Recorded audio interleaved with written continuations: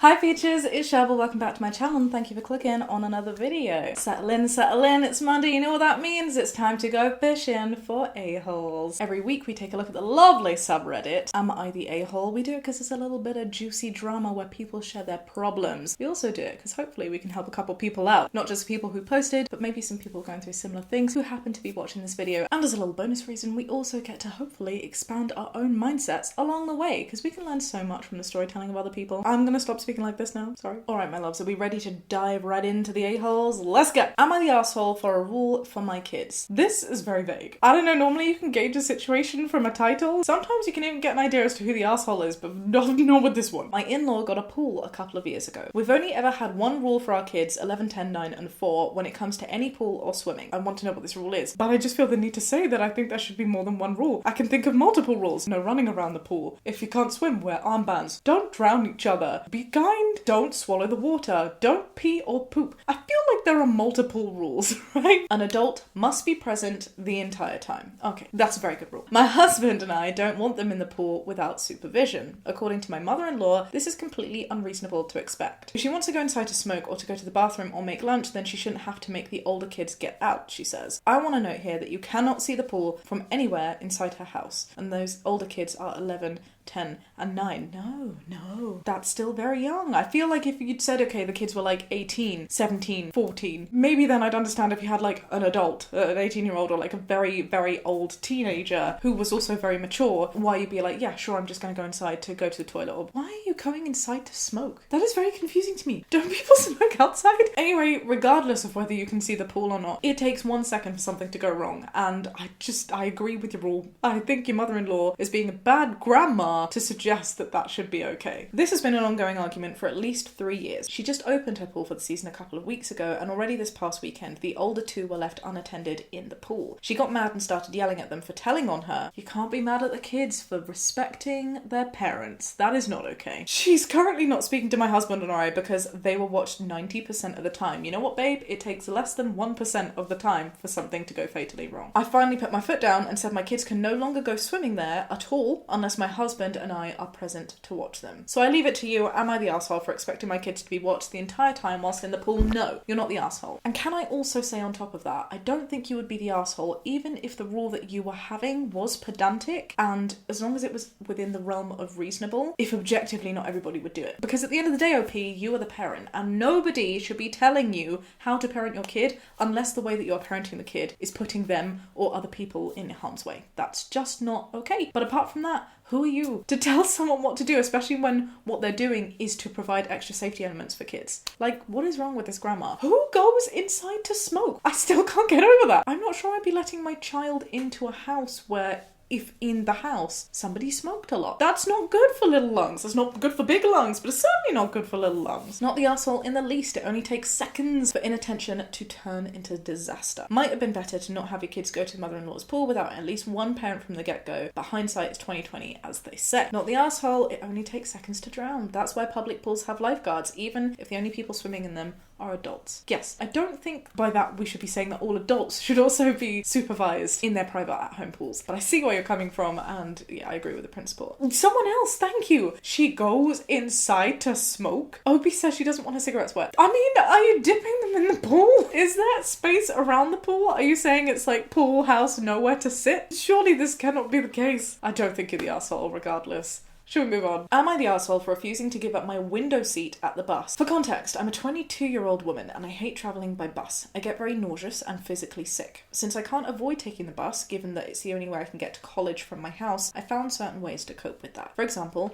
I always take a pill to prevent me from throwing up 30 minutes before departure. I always wear a mask. I always keep a plastic bag close in case I have to use it, and I always reserve a window seat close to the door. I'm sorry, I'm confused again. How do you reserve seats on a bus? Is it just me? Is that odd? I take the bus, I get on the bus, I find a seat, I sit on the seat. This method's worked in the past and I try to implement it every time I have to travel. Despite my confusion, I have to say this does suck. I'm sorry that you feel that ill. That can't be a nice experience. The fact that you have to every time take a bus, think about taking the pill, wearing a mask and doing all of these things. I mean, yeah, I think we're all very used to making a mask part of our daily routine, but those extra considerations are not fun. And I'm sorry you have to go through that. Yesterday, I had to take the bus and it was a 6-hour trip. Oh, are we talking about long-term buses? Are we talking coaches? That makes sense because you book a seat on a coach to go long distances. Yeah, and then you can get travel sick if you're on it for too long. Okay. When I get to my seat, I notice it's occupied by a woman, probably in her late 70s. I'm socially awkward, so as nicely as I could be, I explained to her that this was my seat, I'd reserved the window, and she had the aisle. She said sorry, she thought it was hers, and she moved. Everything was fine after that, or so I thought. You know what? Before the so I thought, that sounded like a great interaction. I'm very happy with that. Well done you for being outspoken and doing what was right for you. Well done lady for not making a big deal out of it. I'm hoping that you were not the asshole in this. When I got off the first stop, a woman who I understand was travelling with the lady told me I should have just let her have the seat because the window was closed anyway. The bus had AC, so there wasn't any difference. She said the lady really liked the window seat and it was no effort from me to give it up. I told the woman that I needed the seat as much as she did, and if she wanted a window seat then she should have reserved one like I did. Again, the audacity of people. Look, you paid for this seat. You have your reasons for this seat. Who is anyone else to tell you that they deserve it more? They are literally strangers on a bus. I'm so confused. Also, I understand that there's AC and it's not a window, but that's not actually why I understand people go to the window. It's because looking out the window, having that view and being able to fix on the outside moving reduces travel nausea. So it's got nothing to do with the AC. Also, it's not your seat and your friend was totally fine to move, so why are you getting involved? Stay in your lane. Literally, you're on a bus. Apparently this was viewed as rude and she went on and on about how young people are disrespectful towards the elderly and stuff like that. I ignored it and proceeded to continue the trip. On my seat, you're 22, they're in their 70s, you presume. I don't think I'm in the wrong here because it was my seat and I don't believe I was being respectful. Am I the asshole? No, you are not the asshole. And the audacity of the older generation in particular, not everyone, I'm not making assumptions, painting the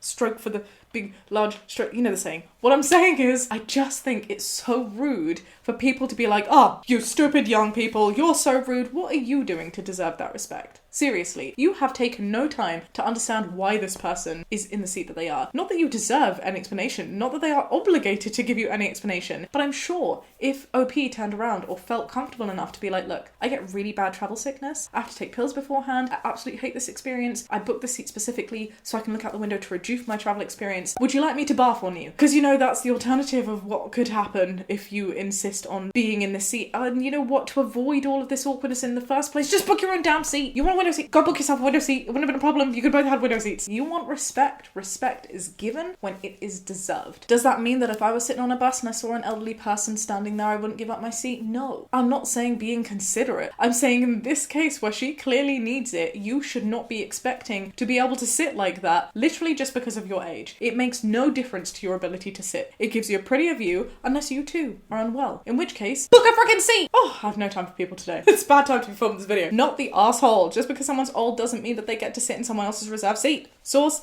I am an older person. Thank you, older person. Not the asshole. Also, there are some people who use disrespectful to mean my way or the highway. And when a seat is reserved, it's yours. I agree. Not the asshole. You reserved that seat for an incredibly valid medical reason. And even if you hadn't, you reserved it. It's reserved. Pretty simple equation here. The audacity. Should we do one more? I think we have time for one more. Am I the asshole for embarrassing a plus-size passenger on a flight? I, 19-year-old woman, just got off a flight from Las Vegas to New York. From what I understand, that's far. My geography is very bad. My American geography is particularly bad. Don't know where Las Vegas is, but I know New York is way over here. Pretty sure Las Vegas is somewhere here. My assigned seat was a middle seat, and both people next to me were plus-sized. I wouldn't have any problem with this in any other situation, but plane seats are terribly small, and neither of my neighbours were able to fit comfortably into their seats. On either side of me, my seat neighbour's shoulder was on top of mine, and their thigh was on top of mine as well. It was a pretty long flight, and it was kind of uncomfortable. So about an hour and a half through, I walked up to the flight attendant and explained the situation as privately and as gently as I could, and I asked if there were any other seats available. She managed to find a seat a few rows behind mine that I could sit in. Okay, I don't think you're being rude. Initially I was like, oh god, where is this going? But no, I think that's totally fine. You were in physical discomfort. Understandably, I would not want someone literally overlapping their body on both sides of me. If there was another option, I'd be asking to do the same thing. Similarly, if I was on a long flight and there was like a baby next to me that was inconveniencing me in a different way, if it wasn't physical, do you know what I mean? If there was a sound, I'm trying to extrapolate the principle to see if it works in numerous scenarios, I would kindly and politely say, hey, of course, babies are allowed on this flight. Absolutely, parents should be able to take their kids away. Absolutely, if there are no other options, I will sit here and I will deal with it. But if there's another option, I would be silly to not ask for that option. You were kind, you were respectful, you were gentle, you understood.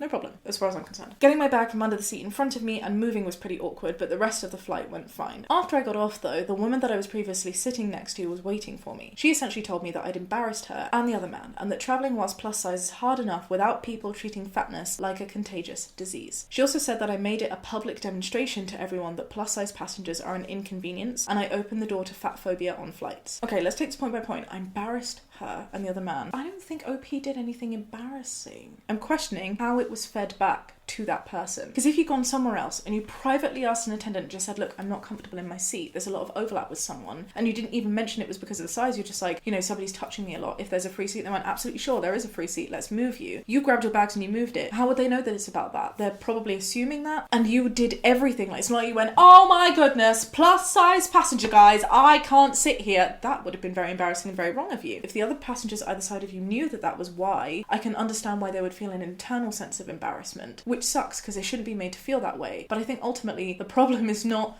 you, because you were being very kind. The problem is the airline for creating such tiny, horrible seats. I mean, I actually don't know if I'd be considered plus size or not. I'm not super skinny, but I'm also not super large. I'm some middle average body, and I too struggle with plane seats sometimes, depending on the plane. There are actually times where I have to expand the seatbelt to the most that it could possibly be, and even then it's still like quite tight. And I think, wow, how do other passengers do it? And I'm not being funny, like I even here, the seats are very small. So yeah, I do think it's a plane problem. I don't think that's OP's problem. People treating fatness like it's a contagious disease, again, I don't think she was doing that. I don't think you made it a public demonstration. You said that it was private, so unless you did something else, and this isn't the full story, because there are 3 sides to every story, yours isn't the truth, so maybe something else did happen that meant these things. Based on the information that we've been given here, I don't think that is what you did. And again, I don't think OP did anything to encourage fat phobia. I think what she's done is shed a light on the fact that fat phobia exists and needs to not exist, because look, you're inconveniencing your passengers' planes by not giving them the space that they deserve. OP goes on to say, I really didn't mean for it to come across that way, but I can understand how it did, and everyone on the flight saw me move, so now I'm wondering if I should have just stuck it out. It wasn't like I was being suffocated or anything. Am I the asshole? There's also an edit here, which I want to mention, which says, please stop being mean to all plus size people in the comment section. Generalization isn't nice.